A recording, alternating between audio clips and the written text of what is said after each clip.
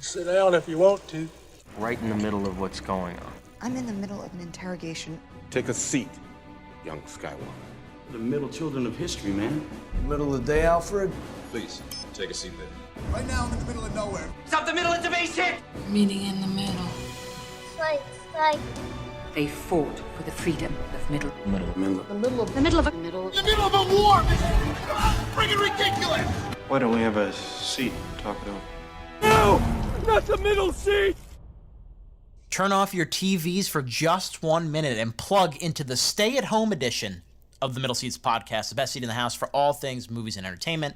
I'm your quarantine captain today, Andrew Auger. Let's meet my two friends huddled around safely at home, practicing social distancing. You can only hope to have a chance to Netflix and chill with him, Mr. Nate Lungarini. How's it going, everybody? Good to be back. Hope everyone's staying home and safe. And we were quarantining from this guy even before coronavirus, Mr. Jake Hensler. I had forgotten that I needed to prepare for an insult, but that was a good one.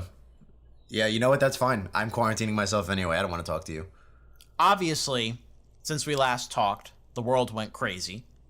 We are in the midst of staying at home during this pandemic. We hope everybody is safe.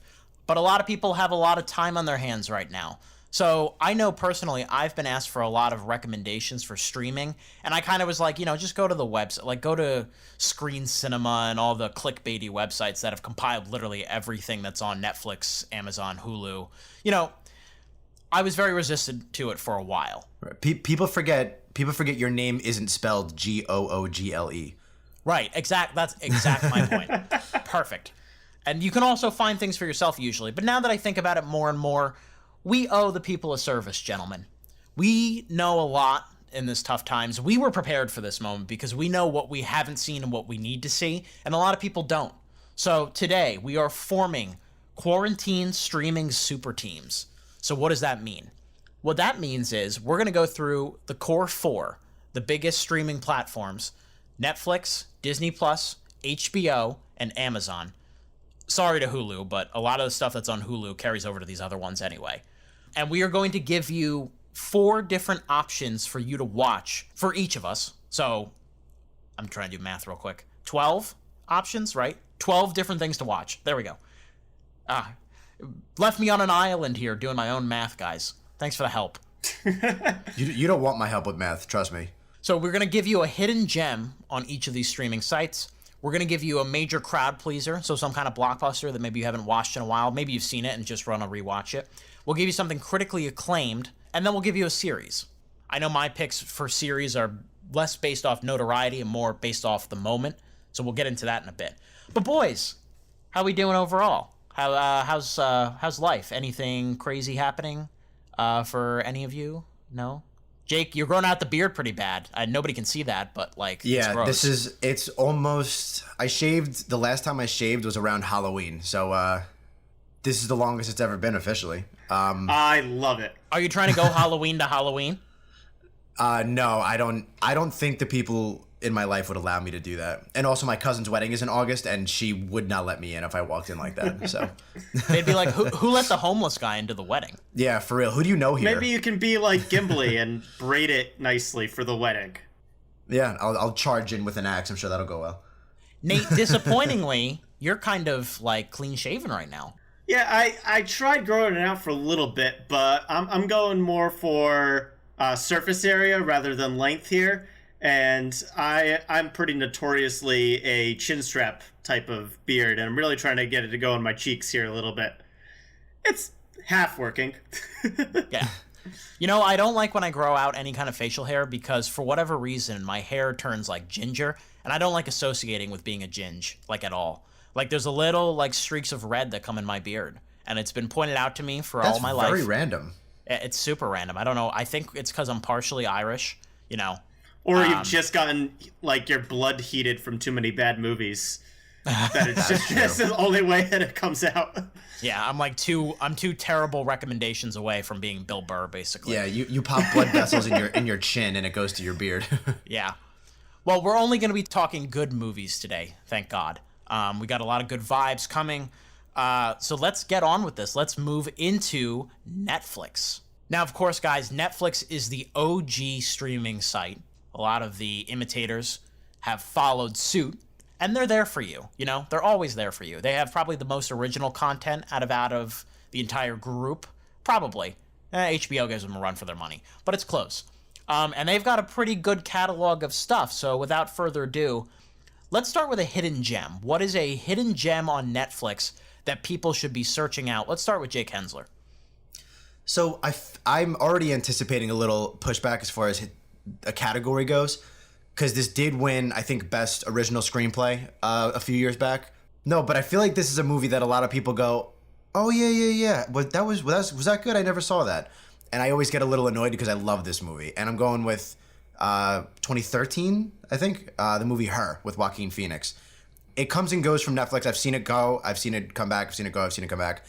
But I've seen it, I think, 3 times. And I love that movie every single time. So for the people who have Netflix, which is almost everybody in the country, and have not watched it, we are in a very digital age and a very social media age where I think the concept is actually even more suited for now. I think it was a little ahead of its time in 2013. And what a beautiful movie with amazing performances. So well written, so well acted, fascinating to watch. And I adore it every single time. And I just feel like it doesn't get the recognition it deserves. So that's why I'm going hidden gem for Her. I had it on my critically acclaimed shortlist. Yeah, we're going to have to start. For single people, they're going to have to learn how to date computers soon, probably, given how long this is going. So watch it for a little bit of research, too. Yeah. Nate, have you ever seen Her? Yes, I have. This is on my list as the award winner for Netflix.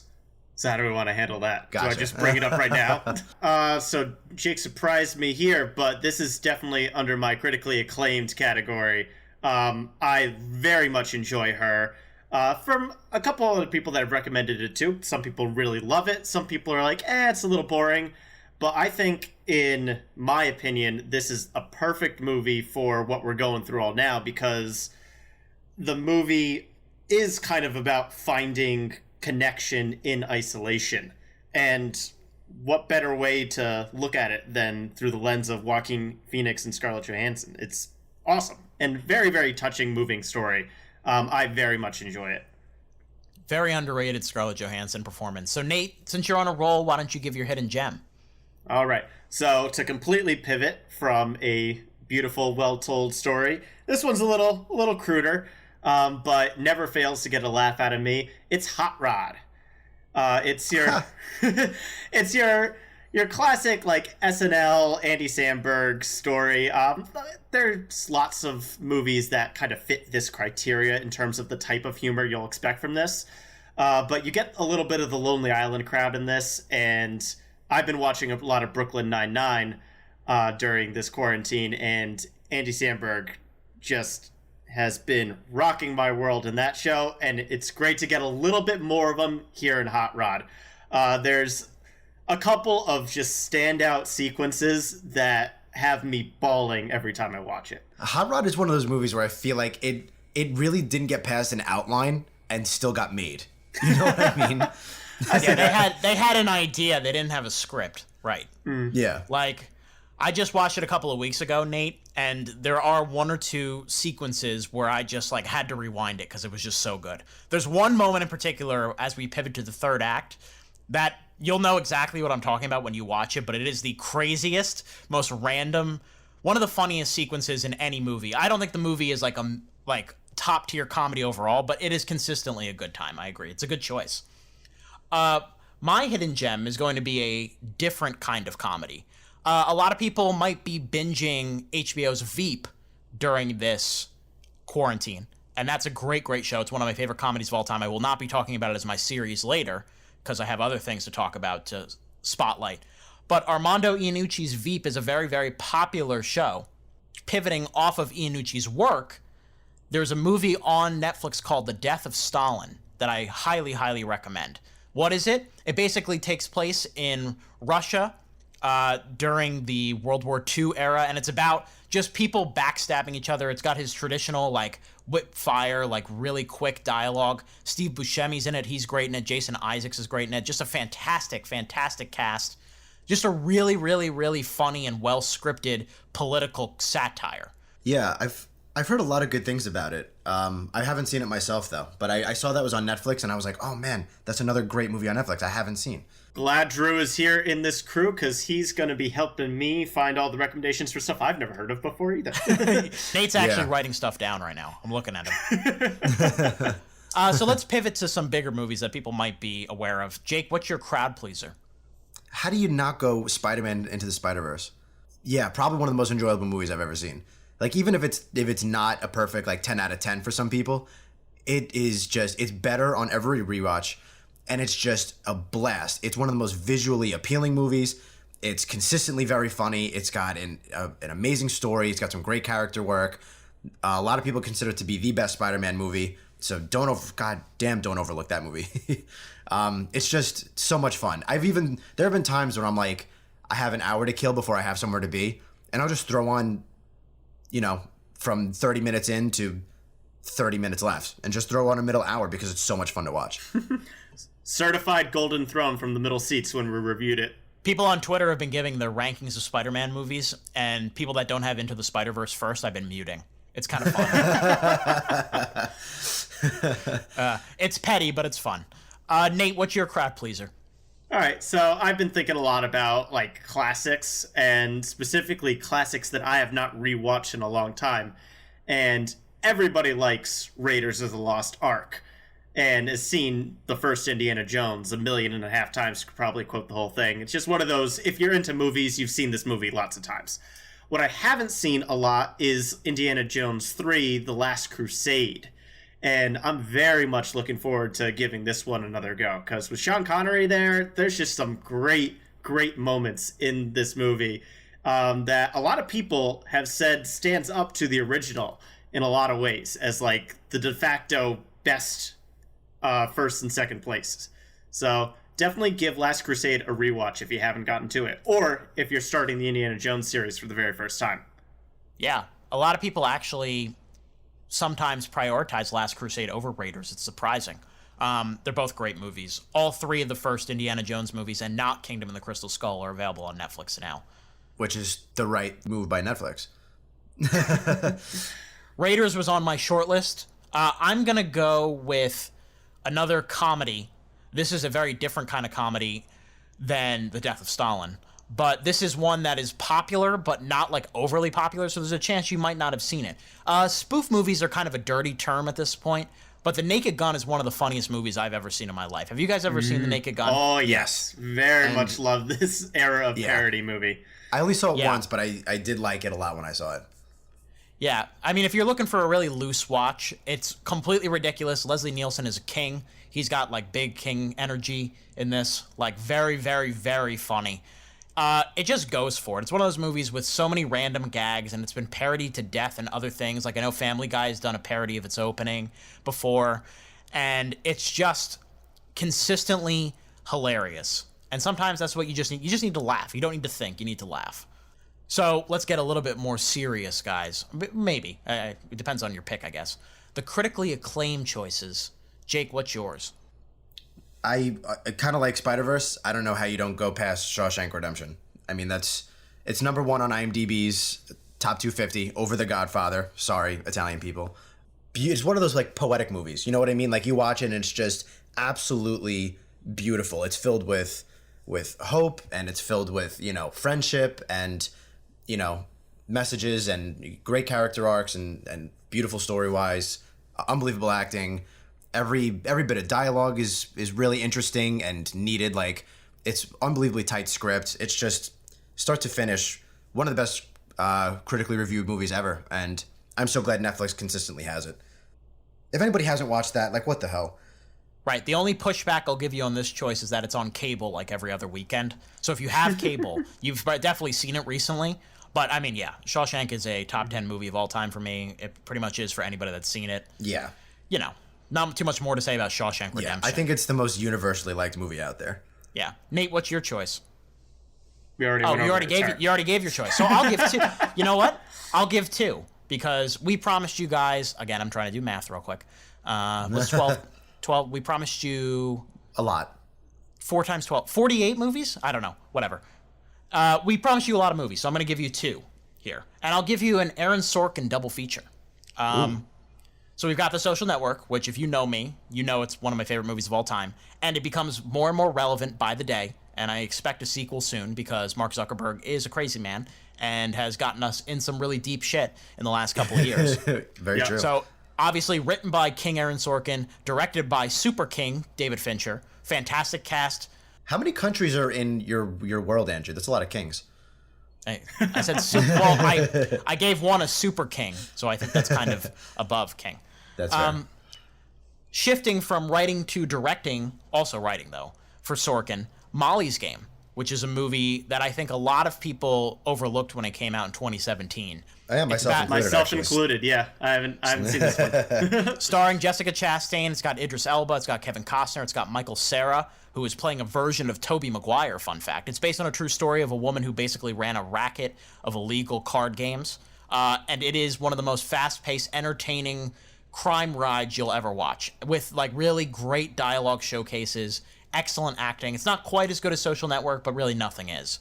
Molly's Game, especially if you're into cards, and especially if you're into really well-written movies, that is probably my choice. There's a lot of good stuff on Netflix, though. Let's be honest. Yeah, there is. They've stepped up to the plate in a very worthy way come quarantine. Let's shift to TV, because a lot of people go to Netflix for random TV shows, whether it's Tiger King or what's the Love is Blind or, actual good stuff. Let's go to what TV show would you recommend that's on there right now that might not be so obvious, Jake? I'm assuming, the Breaking Bad is the obvious choice. I was just going to say, nobody picked Breaking Bad. Everybody knows it's great. I was going to say BoJack Horseman, but I feel like I've talked about that enough. We have exhausted BoJack Horseman talk on this podcast. Yeah, I myself have talked about that show enough over the last, year. So I'm going to go, way off the book. So a lot of people are watching kind of random stuff, I feel like, in quarantine. You just time to explore. And I have really, really enjoyed, better than Tiger King, the animals. There's 3 different ones. They're animal shows called 72 Most Dangerous Animals of, and then they pick a region.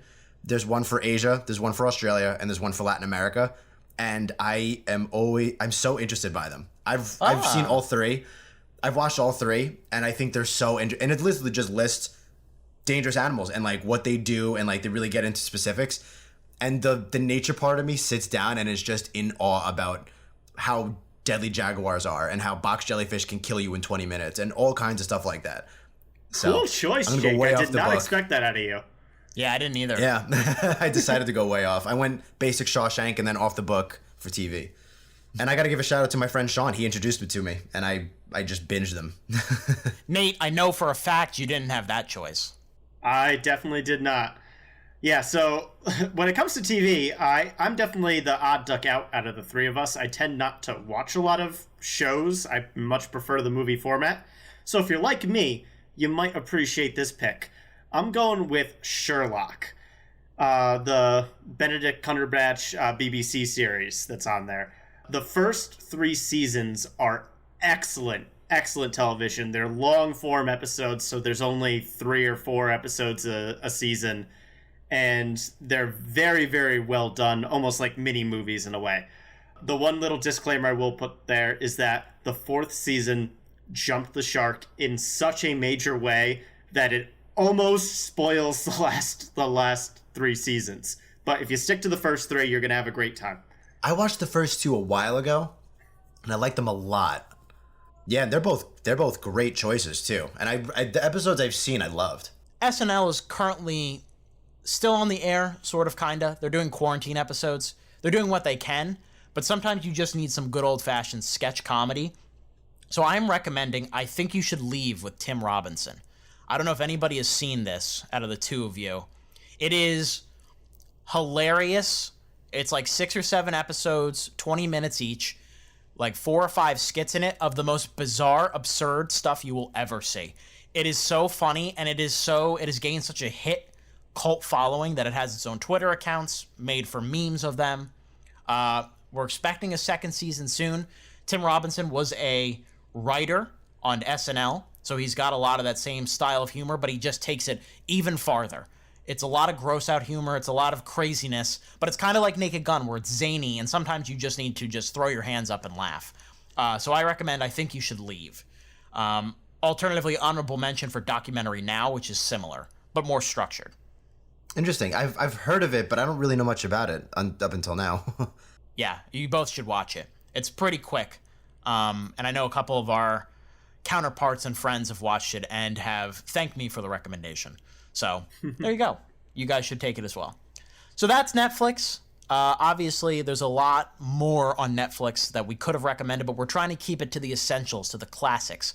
So, moving on from Netflix to the newest of these streaming services, Disney Plus, which of course just launched in November, but it's got the whole slate of Disney movies, pretty much every Disney movie you could look for, live action, animated. It's got Star Wars, it's got Marvel, it's got nostalgic TV shows, it's got nostalgic movies, it's got everything you're looking for if you're looking to get a blast from the past.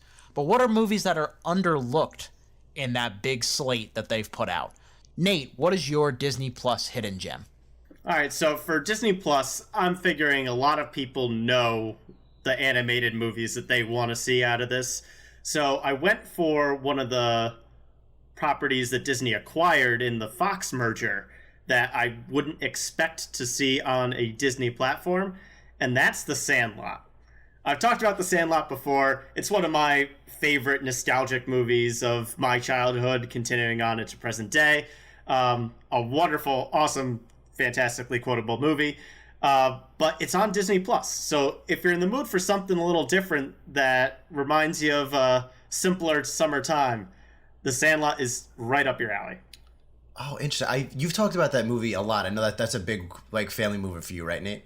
Absolutely, yeah. I've only seen parts. Don't kill me. That's a good movie. It's obviously a big hit with big baseball fans. And yeah, that has a special place in my heart, nostalgically. Jake, what's your pick?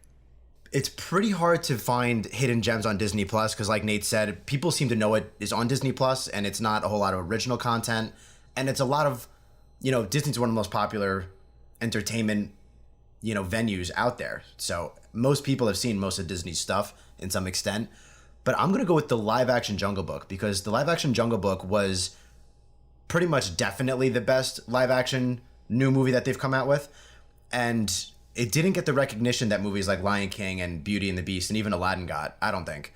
And it was really well done. The visuals were exceptional, and it almost convinced people that this was a good idea, almost. So I would say that's my hidden gem because it's the best one of the new live action bunch, and it didn't get the recognition that it deserved. Great movie. I would challenge the hidden gem category. I don't know if a movie that made $960 million can be a hidden gem, but I agree it's a very, very, very good movie. It is definitely the best of the live action remakes by a sizable margin. I guess my whole thing was it didn't get the recognition that like Lion King got, No, like not as many people talked about it, even if they went to go see it.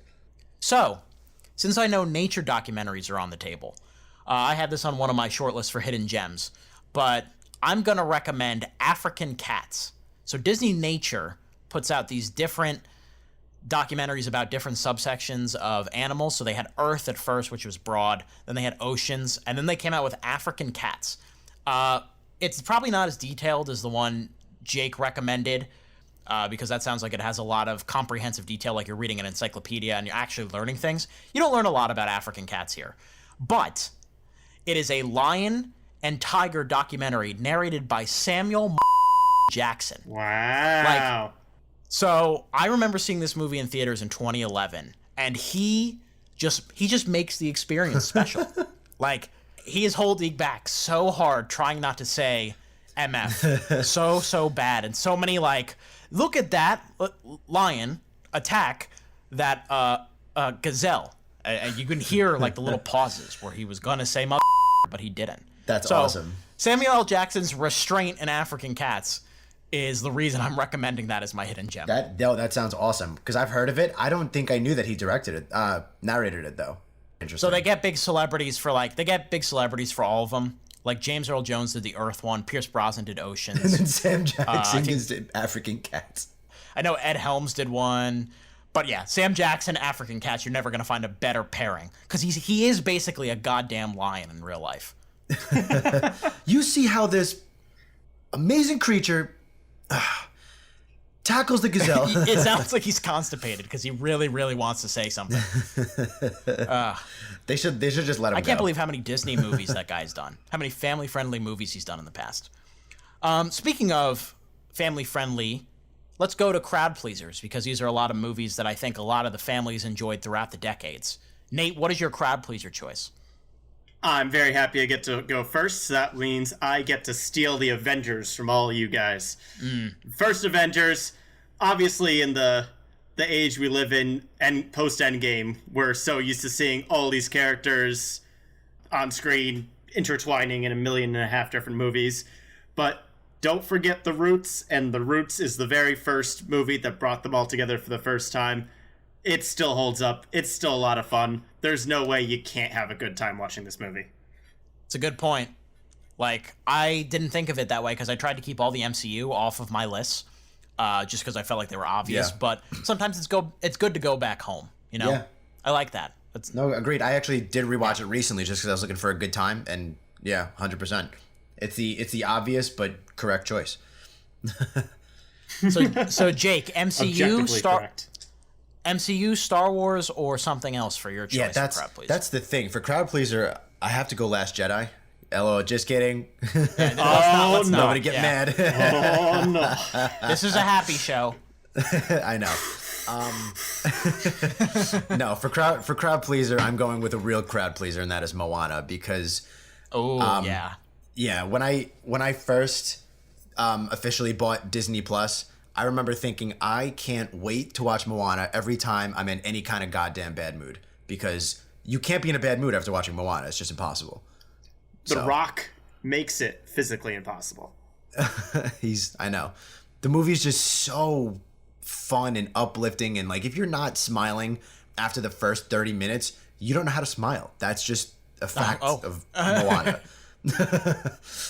You don't know how to smile. So yeah, like the OG crowd pleaser. Like anti-Joker. So, I'm kind of following the structure of what Nate pitched for my choice for major crowd pleaser. You know, you need to forget, in this case, some of the stuff. Let it go. The past is in the past as far as numbers 2 through 5 in the franchise. See that bait and switch I did? I'm not doing Frozen. But did you hear that? Yeah, good. It's not I did. Not Frozen. I did. I was very concerned for a second. Block out numbers 3 through 5 specifically, and just go back and remember how fun Pirates of the Caribbean: The Curse of the Black Pearl is. Like, it is I'm glad you said that. It is such a fun movie to watch. It is probably, it's not a perfect movie, but I think it's a perfect blockbuster. It does exactly what it needs to do. It entertains. Johnny Depp, back before the shtick was tired, getting an Oscar nom. Jeffrey Rush is a great villain. Just awesome practical action mixed with some actually pretty good CGI holding up. There's a reason it launched that huge franchise. You know? It's because it's so damn entertaining. You can watch Dead Man's Chest too. The second one's not too bad either. I remember, I haven't seen that in years, but I remember enjoying Dead Man's Chest. But I'm really glad you brought up Curse of the Black Pearl, because I just realized that Disney, I forgot, and then I realized that they had it yesterday, and I was like, oh, that's a really good option to bring up for one of my choices, and I really thought about it. So I'm glad you did, because it's really worthy. Absolutely. Yeah, definitely one of the most fun live action options on Disney Plus. Yes. Yeah. Let's go to critically acclaimed. Like, obviously, the entire catalog of Pixar is here. I'm wondering if we're going to be able to avoid it. Nate, what's your choice? Spoiler alert, no.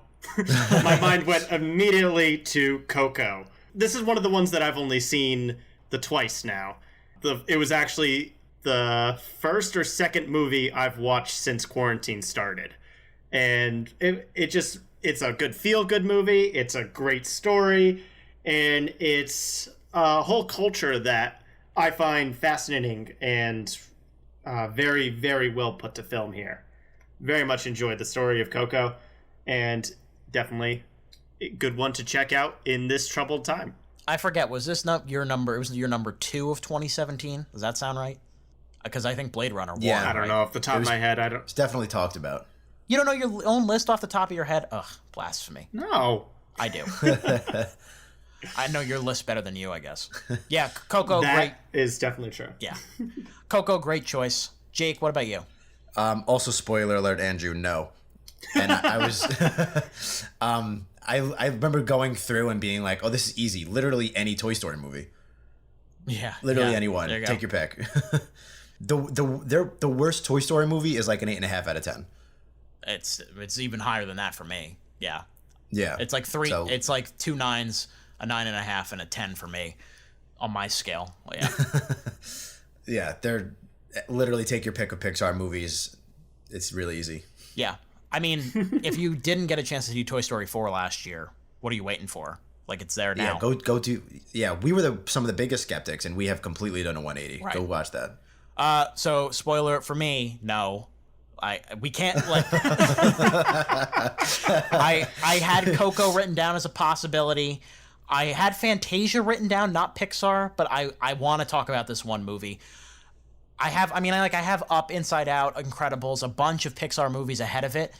But I think Ratatouille gets slept on a lot. And here's why I'm going to talk about Ratatouille here. Great choice. Ratatouille gets slept on because it is such a heartfelt, simple movie compared to some of the more ambitious movies, but it does such a great job with what it's trying to do. And I think it's perfect for this current quarantine climate because it's going to make you want to cook and not do takeout. You're going to watch it and you'll be like, I'm going to try to make Ratatouille. And you're probably going to burn your apartment down, but you tried, you know? You shook it up and a you had a little good bit. time doing it. And you had a good time doing it. It was the friends and the rats that you made companionship with along the way that matters. So I'm going to go with Ratatouille. Watch it, get hungry, and then hopefully don't order Domino's. Just, or buy DiGiorno at least. Put it in the oven. I don't know if that's... One of my favorite Pixars and another one that I've watched since the start of quarantine. It's one of the few movies I have on DVD. I love Ratatouille. Yeah. Not my favorite of Pixar, but a perfect one for right now, for sure. So let's move to TV. This one is a little difficult, or let's label it series, because I'll break my own rule in a bit. That's a little bit of a tease. The series that you can get through, Nate, on Disney+. An easy choice for me, but not a particularly interesting one, because it's the only thing that I've seen on Disney Plus TV-wise, and that's The Mandalorian. Yeah. Got to get that Baby Yoda meme in. It's still a very good series. It's definitely simpler in form compared to a lot of what Star Wars has tried to do in the last couple of years, and I think it definitely benefits to it. It's got good practical effects, it's got interesting characters, and it's all about exploring the Star Wars universe in a way that doesn't involve Jedi and light and dark, and it definitely holds up for it. Yeah. Jake, I was about to call Baby Yoda king again, but I bit my tongue. I need to stop with the king. I've given out too many kings today. He's a prince. He's on his way. Yeah. Jake, what about you?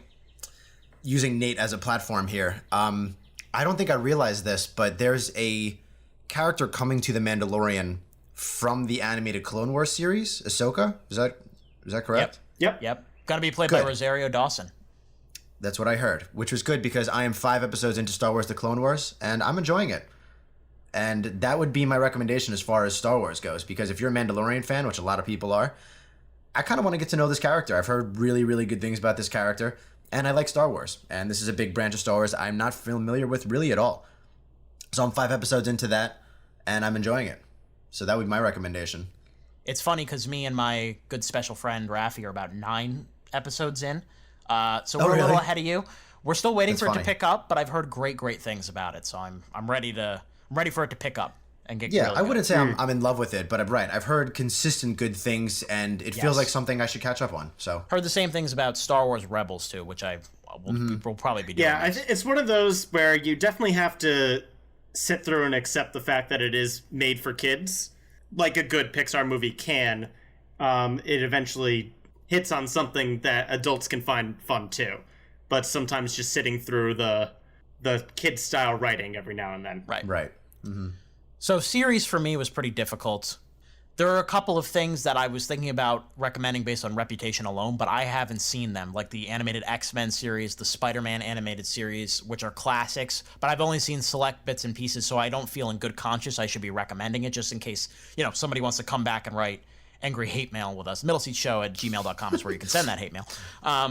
So this one is only going to occupy your time for probably about like an hour and a half, because I'm cheating a little bit. But circling back to Pixar, You should go through all of their animated shorts. Mm-hmm. The ones that play in front of movies and the ones that, you remember, but you are so blown away by the main film that sometimes you neglect a little bit. But there are so many good ones on there that you should circle back around to. I mean, like, just a couple off the top of my head. Day and Night, which manipulates different animation styles, played in front of Toy Story 3. That's one I'd recommend a lot. For the Birds, which played in front of Monsters, Inc. Really, really funny one. Piper, which played in front of Finding Dory. It's about a little birdie. That's the first thing I watched on Disney Plus, Piper. Yeah. There's a lot of them are really cute, and a lot of them are really, really, really good. Again, they're short, so it's not going to take up a lot of your time. But it's a good, relaxing, like, you sit down, you eat lunch, and you enjoy them, basically. Right. Right. Get it. You knock them all out. Literally 3 to 5 minutes. It's easy. So that's Disney Plus. Let's transition now to HBO, which, of course, is known for their TV, but actually has a lot of good movies on there, too. So, Jake, what is your hidden gem on HBO? So there's also a good chance Andrew fights me on this because he knows box office numbers better than I do. But I feel like outside of my friend group, not that many people know this movie all that well, and that's a crime. And it's The Nice Guys with Russell Crowe and Ryan Gosling. No, that one works. That's good. Good. Approved. Because HBO, I think, picked it up relatively recently, and I was like, oh, hell yes. This movie is so funny and a legitimately good, like, kind of mystery crime thriller. Or at least drama, not thriller, but drama. And it is so funny. Like, Russell Crowe's good, he's a good actor, but Ryan Gosling steals this movie in, like, every scene he's in. Unbelievable comedic chops. You ready for this Nice lukewarm Guys. take? Jake, Oh, no. You ready for this lukewarm take? I'm stirring the pot a little bit, and I'm going to make you choose here. Uh-oh. I think Ryan Gosling is better in The Nice Guys than he is in La La Land, which both of them came out in the same year. That's the relevancy. No, I know you feel that way, and I disagree, but that's fine. I think Okay. Ryan Gosling is brilliant and fascinating and heartbreaking in La La Land. His comedic performance in The Nice Guys is one of my favorite comedic performances for sure. It just sounded like you argued for me. Isn't that what it sounded like, Nate? Like he just like the I don't think he quite followed his own logic there, but I'm gonna let him have it. That sounded like you were on my side there. It made sense to me, and that's all that matters. Okay. Have you seen The Nice Guys, Nate? Real quick. I have. I enjoy it. It isn't like one of my favorite comedies of all time, but it is something if you're really looking for something new. A lot of people missed this one when it first came out. Right. Yeah, I remember seeing it in a pretty empty theater and walking out like, I hope that changes because that is worth the watch. Yeah. Really liked it. Saw it once. Need to watch it again. What's your hidden gem, Nate? So this was literally me scrolling through HBO trying to find something that I've seen before but didn't know it was on it. And I stumbled across one of my favorites as a kid, and that is Wallace and Gromit: The Curse of the Were-Rabbit. Great choice. Love it. Like, so it's got claymation style, which we don't see a whole lot of anymore. It's got classic Wallace and Gromit humor. And one of the principal parts of the entire movie is Wallace's love of cheese. And I relate to that on such a spiritual level that it totally made my day brighter when I saw this on HBO. Highly recommend if you haven't seen it. Probably one of the most overlooked Best Animated Feature winners of all time. Probably the most overlooked of those. Pixar took a year off, and Wallace and Gromit snatched up that award. Good choice, Nate. My choice for a hidden gem. I'm going deep into the indie archives. Have either of you seen Blind Spotting? No. Is that with Ewan McGregor? No. No, that's Train Spotting. That's Train Spotting, yes. No, I haven't seen Blind Spotting then. Different spotting movie. Well, let me Right. read to you what it's about, kind of. It's about two friends who live in, I believe, San Francisco? Oakland. They live in Oakland. Parolee with 3 days left on his sentence. He witnesses a police shooting. He basically needs to avoid getting in trouble so he doesn't go back to prison. It's very interesting. Socially charged. It stars Daveed Diggs, which, if you know anything about Daveed Diggs, he was one of the original stars of Hamilton. He has done a lot of work since then. You've definitely seen him on random projects. We saw him in Wonder, which we reviewed eons ago. But he is very, very talented in terms of talking in either rap or spoken word or poetry, and a lot of the script is written like that. It is a exceptionally written, dynamic, energetic movie. Director Carlos Lopez Estrada did a really nice job with this, so I absolutely recommend this for something that you probably just haven't even heard of, to be honest. Clearly, Jake thought I was talking about a movie from 20 years ago, so clearly it hasn't been on a lot of people's radar. Yeah. But absolutely a recommendation. It's on there now. I don't know how much longer it's going to be. It was a Sundance darling. Give it a shot. Good to know. Yeah, that's kind of first I'm hearing about it, more or less. So let's go to crowd pleasing. Jake, what is your crowd pleaser on HBO? So it's interesting because it's not particularly a happy movie, but I feel like everybody who saw it liked it. Another one from 2013, like Her, Prisoners. I think everybody who saw Prisoners liked it, and HBO has it. And it's, if you haven't seen it in a while or you haven't seen it at all, absolutely worth a watch or rewatch.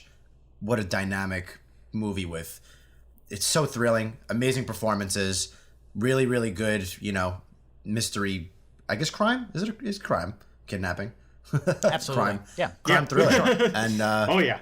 Jake Gyllenhaal's literally the police. Right. Yeah. Yeah. And him and Hugh Jackman are both amazing. Yeah, and Paul Dano too.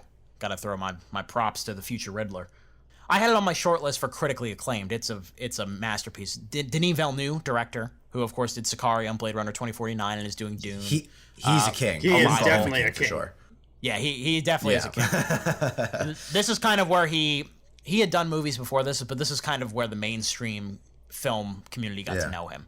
And it is still just a slug in the face of a movie. Yeah, I think I've seen it twice, and upon rewatch, I think it was a year or two ago, on rewatch, I was like, wow, that is so great. It holds up so well. Good pick. Nate, what about you? I'm definitely going more in the happy route, and probably a must-see in terms of comedy. It's Dodgeball, an underdog story. True underdog story. That was going to be my top choice. Nice job. Ah, yes. What to say that hasn't already been said about this movie? If you're unfamiliar, it's just hilarious, and that's really all you need to know going into it. It is just an hilarious movie, one of the most quotable movies of all time. Ben Stiller, in particular, is a show stealer in every single scene that he's in. Awesome job. Recent rest in peace to Rip Torn. It's been a while since I've seen that. There's a lot. That cast is really deep, too. Like, sneakily deep. Like, Alan Tudyk's in it, and he plays a pirate, but now he's, like, a legit big deal. But he, like, played a pirate guy back then. Just interesting to see how his career has evolved. Dodgeball, great pick. That was going to be my top choice, so I'll cross that one off. I'm going to go for a movie that I don't consider to be, like, one of the best, but people that see it absolutely love it. It came out from last year. A lot of people have been loving Yesterday. What Yesterday is, it takes place in a bizarre kind of contemporary world, pseudo-dystopian world where the Beatles are erased from history. Only one guy remembers any of their songs, so he basically steals all their songs and pretends like he is the artist. It's a really cute rom-com from Danny Boyle, who did Trainspotting, Jake. Nice.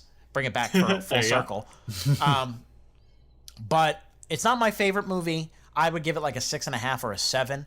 It's definitely a wooden seat movie for me, but everybody else that I know that has seen it, especially my parents, adored it. So I think it is one that if you throw it on with the family, pretty much everyone is at least going to like it. And that's kind of what I'm going for with crowd pleasing.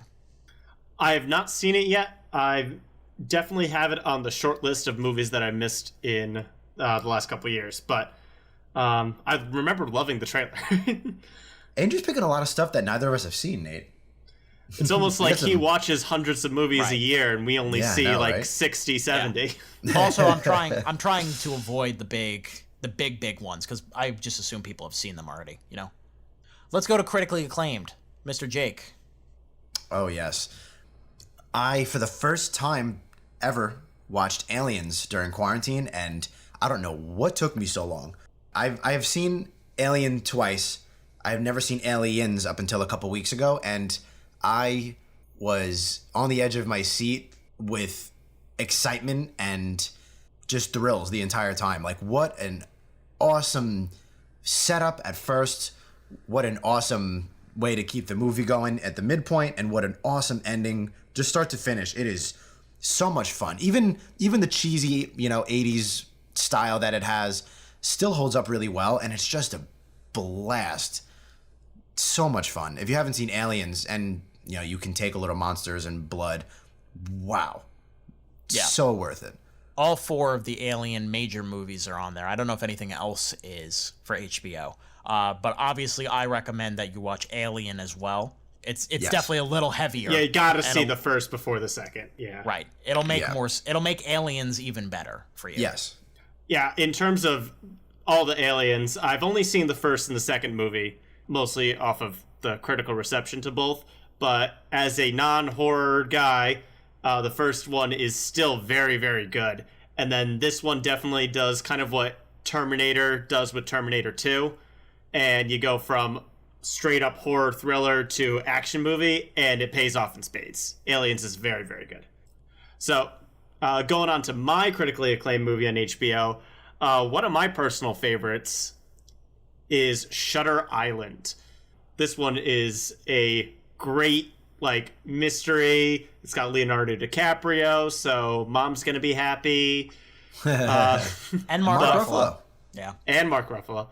Definitely a big departure from Scorsese's usual work, but he does a phenomenal job putting together this twisty-turny maze of a movie. I always forget this is him. When I go through, like Scorsese movies in my head, I always forget that this was him. But I really like Shutter Island a lot, too. The great character work, thrilling, good twist. Since Jake forgets, it kind of proves Nate's point there. It's such an outlier in the filmography. No mobsters really or anything like that. Just nope. A lot of good tension, a lot of good hysteria, and a lot of atmosphere in that one. That's a good movie. Good choice. My choice, like I said, there's a lot of big stuff on there. I had Alien on the short list. I had Aliens on the short list. I'm trying to go more underrated. Let's go to 2013, which has been referenced a lot in this show. 2013 was a great year. Let's talk about Rush. Have either of you seen Rush? Yeah. I did. I saw it in theaters.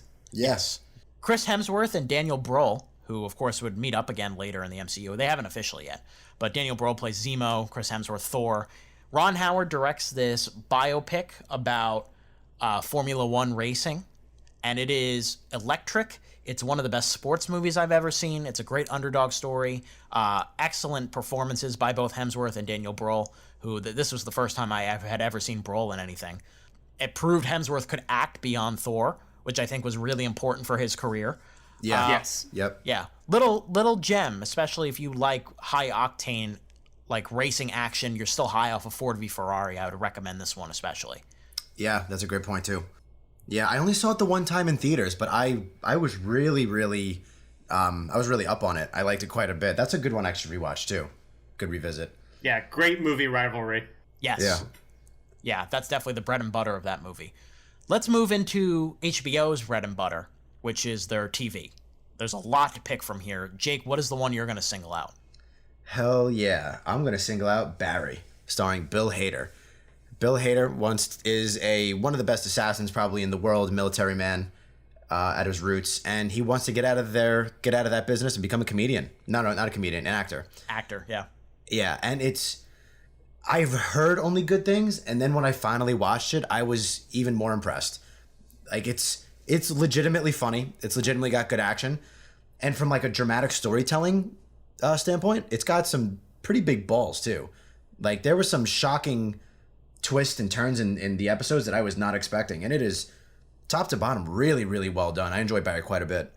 Yeah, that show is a masterclass in tone. You're absolutely right where how it mixes really, really funny comedy and some intense drama. It's really hard to do. And Bill Hader's excellent. Henry Winkler deserves every Emmy that comes his way as a supporting character. He's excellent in it. Great show. There's a lot of HBO that I haven't seen, but one that I have and thoroughly enjoyed was the first season of True Detective. Yes, that was the other one I was thinking about. Similar to what I said with Sherlock, it's much more of like a long-form movie situation following this one, but I think it pays off in a major way. The other seasons I can't speak on because I haven't seen them, but each season is completely different. The first season, though, with Matthew McConaughey and Woody Harrelson, follows this really dark crime thriller of a story. Very, very good. Yeah. Having seen all 3 seasons, I like all 3 seasons. I think most people are going to like 1 and 3. 3 is very good as well with Mahershala Ali. Yeah, I skipped 2 and watched 3, and I enjoyed 3 also. But season 1 is one of the few, other than comedies like The Office and Parks and Rec, is one of the few series of television that I've actually rewatched. Like I've never gone back and rewatched like Breaking Bad and stuff like that. But True Detective season 1 is one of my favorite seasons of television like ever. It's brilliant. It is unbelievable. Yeah. I mean, for me, it was really tough to pick between a bunch of different HBO shows that I love. They had a great year last year. And one of the cornerstones of last year was the second season of Succession, which you've probably seen memes of all over Twitter if you're anywhere in like entertainment Twitter. People are raving about this show. Jesse Armstrong, created it. It had a pretty solid first season, but it took a huge leap. It's like if Veep was serious. A lot of insult-based humor, a lot of dark comedy, a lot of intense, shit-talking between characters. If you are very anti-media moguls, you could watch this and just eat it up because it is so anti the Murdoch. It's so anti-major corporations. It just shows how greedy and awful that rich people can be. It's a very, very fun show to watch. A great ensemble led by Brian Cox and Jeremy Strong. Just excellent, excellent show that hopefully is coming back within the next couple of months. Yeah, I've heard great things. I should start that too. Yeah. So that's HBO. Let's move on to Amazon. Amazon's got a good mix of stuff. Let's move into it right now. Nate, what's your hidden gem on Amazon? So scrolling through the Prime stuff here, one that I loved as a kid, it was like the go-to, we're at Grammy's house, we're going to watch this movie, Mouse Hunt. You ever see this comedy? Long time ago. I don't think so. Long time. Gore Verbinski. It's great. Gore Verbinski directed, who did Pirates of the Caribbean, Curse of the Black Pearl. Same guy. There you go. Yeah, it's great. It basically follows the story of two brothers down in the dumps that inherit this house from their eccentric father. And it turns out this house is worth millions. But there's this one mouse who just evades every trap that they set for it. And they want to be able to sell the house for a lot, and they need to get rid of this mouse. And it just escalates into pure, perfect chaos, like in a 90s style. It's awesome. It's a lot of fun. That's a good choice. I haven't thought about that movie in at least a decade. Happy to bring it back here. Definitely a good quarantine movie. Man, perfect hidden gem. Unless you're afraid of mice in your house, that would be terrible. Oh, man. It's a cute mouse, though. Yeah. There's no such thing, but okay. Yeah. Jake, what's your hidden gem? So probably to the disagreement of you and Nate, but I really wanted to talk about it because I love it. Annihilation. Because I saw it 3 times in a matter of a year, I think, and I just absolutely loved it. I think Natalie Portman is excellent. I think, what's her name, Jennifer Jason Leigh is really good. And I love the story and especially the ending. I think the act 1 could be a little bit better, but I think it progressively gets better and better to the point where the ending actually like shakes me. And I think it's a very underrated and really awesome sci-fi movie about, I don't know, literally human existence and like what could happen. It's definitely one of the weirdest movies you'll ever see. I won't go on record saying I loved it. I enjoyed it. But it's definitely a trippy movie if you're into that sort of thing. Good suggestion, yeah. Jake. I co-sign what Jake said. I'm going to take my time here real quick to spin off from Alex Garland. Go to Hulu and watch Devs. It was just an FX miniseries he did. If you really liked Ex Machina and Annihilation, you'll really like that too. So, little bonus recommendation. God, so many things I have to watch. Yeah, we got all the time. My hidden gem. Ooh, this is tough. I'm between 2. I kind of already did a sports movie, so I'll leave Warrior to the side, but note that Warrior is good. Oh, very, Warrior's very so great. Good. Richard Linklater has gotten a lot of spotlight in the last couple of years for Boyhood. He's been doing great work for 20 plus years now. Of course, with the Before trilogy and School of Rock. He does great movies pretty much, except for Where'd You Go, Bernadette. That was not good. My choice for a hidden gem is Bernie. Have either of you seen Bernie? No. Bernie's a good What's the one. premise? Jack Black? Jack Black stars as... I'm going to read off the official synopsis just so I get it correct here. But it stars Jack Black, and it's also got... our good boy, Matthew McConaughey, in it, right in the middle of reconnaissance. Basically, it chronicles a murder of a millionaire who married Jack Black's character, who was 39 at the time. And it is by far the best performance Jack Black has ever given. It is a fantastic acting showcase to show what he can do. Shirley MacLaine plays the old woman, by the way. And Linklater just tells the story with a lot of panache and a lot of style and a lot of, like, sophistication and fun. It's a really good crime comedy. I recommend it for sure, obviously. Interesting. Yeah, that one I actually have heard of. Just another one Andrew recommends I have missing. It's a good one. Let's go to crowd pleasers. Mr. Nate. My eyes were glued to this suggestion when I opened up my Amazon Prime account. Mission Impossible Fallout's on here? That's what I was going to say. Oh my goodness. And that's just what I was that gonna one. say. Yeah, just that one out of the... Yeah, like, watch this movie. Watch this movie 5 times. Yeah. Another Golden Throne, I think, right? Ooh, I don't know if I gave it a Golden Throne. I won't go. I don't think so. Yeah, I think Jake and I'm pretty sure. Gotcha. Yeah, definitely check out a review for a more in-depth discussion on it. But this movie is just one of the best action movies to come out in the last 5 years. It's that good. All right, I'm going to piss off Andrew. Because this can absolutely go under critical, but it's also absolutely a crowd pleaser. Like, there's almost no way you don't like this movie, and that's Lady Bird. Lady Bird is... Yeah, that was going to be my top... That was going to be my top critical, right? Yeah, that's why I said I'm going to piss you off, because I know it's one of your favorites of the decade. And rightfully so. Lady Bird is amazing. It's one of the high school coming-of-age comedy dramas, and it's one of the best ones, plain and simple. It's so funny. It's remarkably well acted. Great character chemistry. Really fun story to follow. Just top to bottom. Really well done by Greta Gerwig, written and directed. Yeah, 10 out of 10 movie for me. That's all I need to say on it. Have you seen it, Nate? Oh, yeah. Yeah, very well written. Very well written. It's definitely a Drew movie, so if you like Drew's taste, you'll enjoy Lady Bird. It's true. It's an everybody movie. I'm pretty sure. I can't imagine anybody giving this lower than like a 7 out of 10. 99 or 100 on Rotten Tomatoes, something like that. Yeah, definitely watch it. My crowd pleaser, I'm going to go a little bit back in time and go a little retro. Not too retro. I'll go to the 80s. Like, that's not that retro. But we're going to talk about Clue.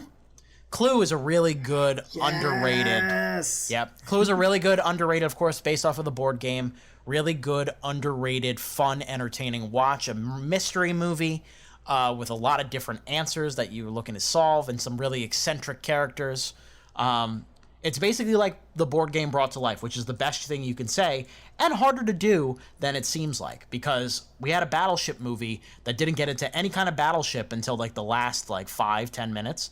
Ugh, don't remind me. Yeah, just like a great cast, a lot of Tim Curry, Christopher Lloyd, Michael McKean, just excellent acting, and just like a lot of fun in the end, where you're trying to figure out who it is and put the pieces together, and the pieces keep shifting. It's like playing the board game. That's the best compliment I could give it. Definitely watch Clue. This was going to be my hidden gem if I couldn't find Mouse Hunt.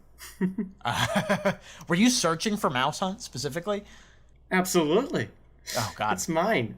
It is yours. What's your critically acclaimed? My critically acclaimed movie is Manchester by the Sea. I think it's the only Amazon produced movie I have on my list here. Yes, it is. Very, very well done, acted.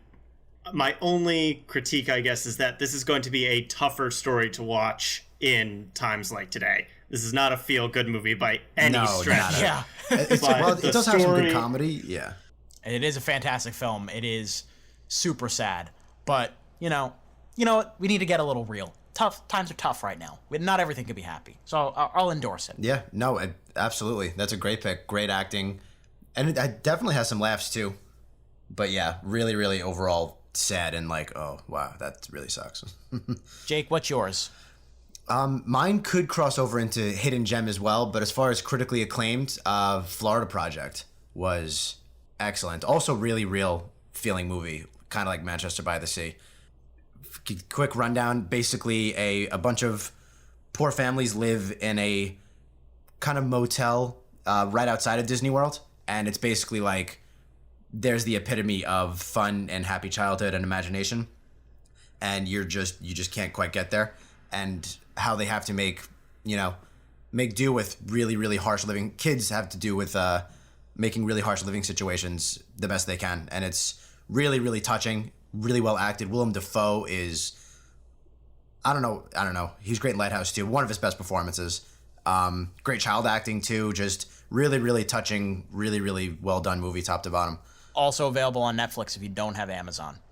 I was seeking through before and saw it in there. But yeah, Florida Project, Manchester by the Sea from Nate. Great picks. Speaking of Willem Dafoe, you kind of already touched on it. But since The Lighthouse got added, let's talk about it like just one more time, real quick. I'm gonna use context because I've talked about the quality of the movie already. But say you're looking for a really fun Zoom drink and watch movie. This is it. Things will get crazy, and you'll have a lot of fun watching your own descent into madness and the descent of Robert Pattinson and Willem Dafoe into madness. So that would be the context I would recommend The Lighthouse in. It is a juggernaut of a movie, and we've talked about it enough on this pod. It's wild. Very wild. Yes, that's the best way to put it. That should have been on the poster. Just it's wild. Rename it.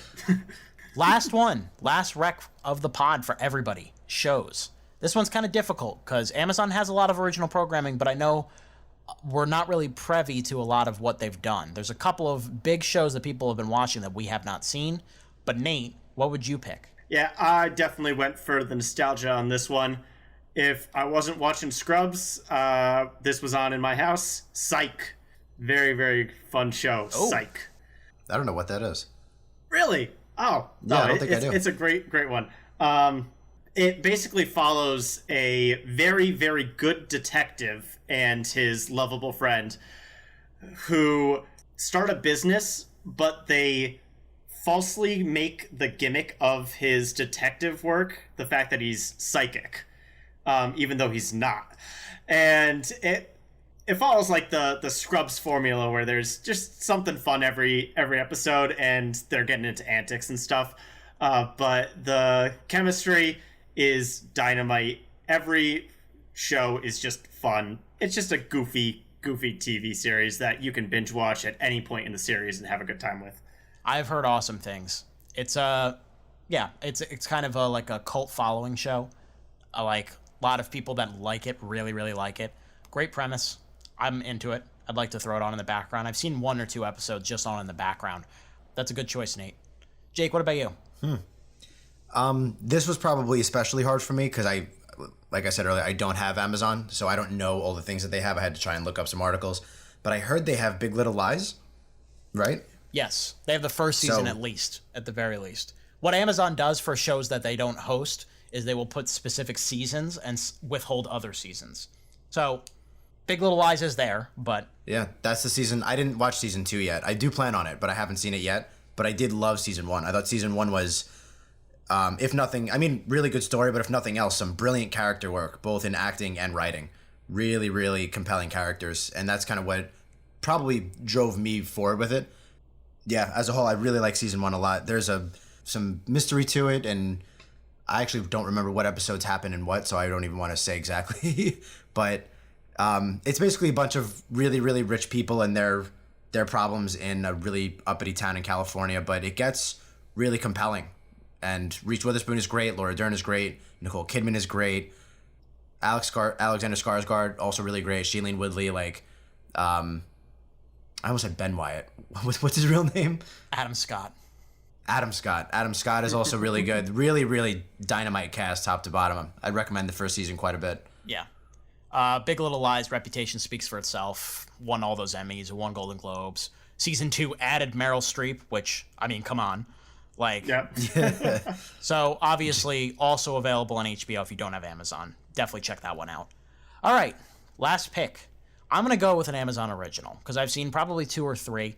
The one I most recently watched, we love our superheroes on this show, so let's talk about The Boys.